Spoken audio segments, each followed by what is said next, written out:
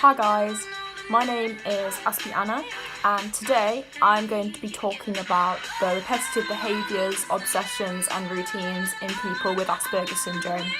So I'm going to start with repetitive behaviours.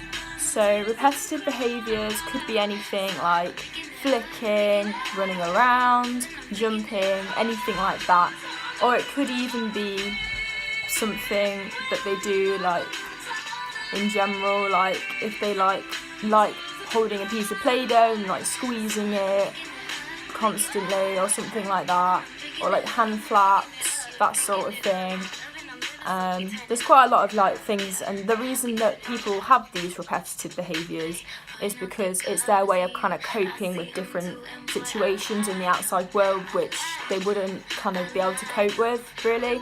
So for example, like from a personal perspective, a lot of my repetitive behaviours come in particularly social situations.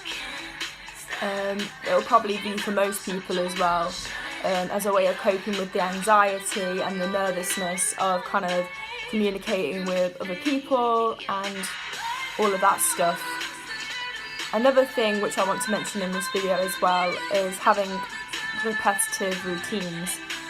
People with Asperger's do tend to kind of stick to a particular routine, for example having breakfast at a certain time in the morning, like 7 a.m, whatever, and they will like to kind of stick with the routine because it gives them the clarity which other things in the world don't give them, because people with Asperger's don't particularly like uncertainty. They like to kind of know things in advance, otherwise they get quite stressed and quite anxious.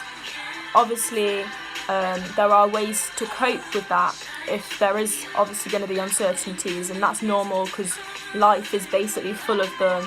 And for me personally, I've learned to kind of have a more spontaneous approach to change by having like an alternative backup if something was to change. Like for example, if someone I knew was going out and I didn't know, or I felt nervous or anything like that, I would find another way to kind of cope by like maybe watching a movie, focusing on something else, that sort of thing.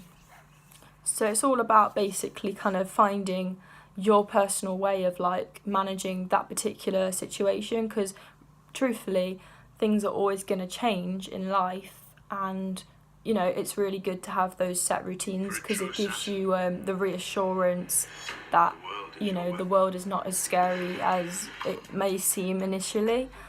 So that's one big aspect of the routines and why they're so important to people with Asperger's syndrome, and why they're so particular about stuff, and why they have a certain way of doing things, and why they don't particularly always kind of change their routines and adapt particularly.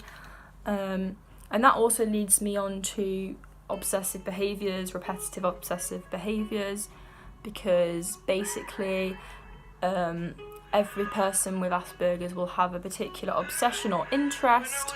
So obviously there's things like music, shapes, numbers, etc, etc. If you're younger, you may have had an obsession with Thomas the Tank Engine, anything like that. And basically one of the things that I repeat a lot is the word basically, because it just makes me feel a little bit kind of like better about myself, I don't know. So another thing which I want to mention in this video is that people with Asperger's tend to enjoy having a structure and enjoy having like an order, because they aren't particularly comfortable with uncertainty, and that kind of links in sometimes with kind of sensory and having that focus on something in particular, like a sound or anything in a particular situation, especially socially or if you're in a really big room. For me, what I tend to do when I'm in a social situation is I tend to block a lot of the sounds and try and focus really hard on the person that's talking to me or what I'm supposed to be doing, and just block everything else out. So it looks like I'm being really rude, but I'm actually not. It's just a way of me personally coping with that particular situation. But obviously people do sometimes interpret that as rudeness. So for those people who thought I was being rude, I wasn't. It was just me coping with a social situation. Another thing which I want to mention as well is sometimes it's hard to differentiate between whether someone has an obsession or if it's just their hobby. Sometimes you'll know if it's an obsession because they'll constantly talk about it. It kind of maybe affects their everyday life, and it gets to that next level sort of thing.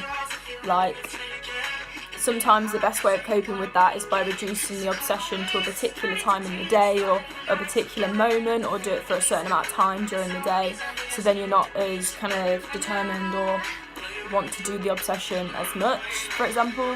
So that's another way of kind of like coping with that. Sometimes it is quite challenging because when things are kind of put in your face, it is a little bit kind of overwhelming and it does scare you a little bit.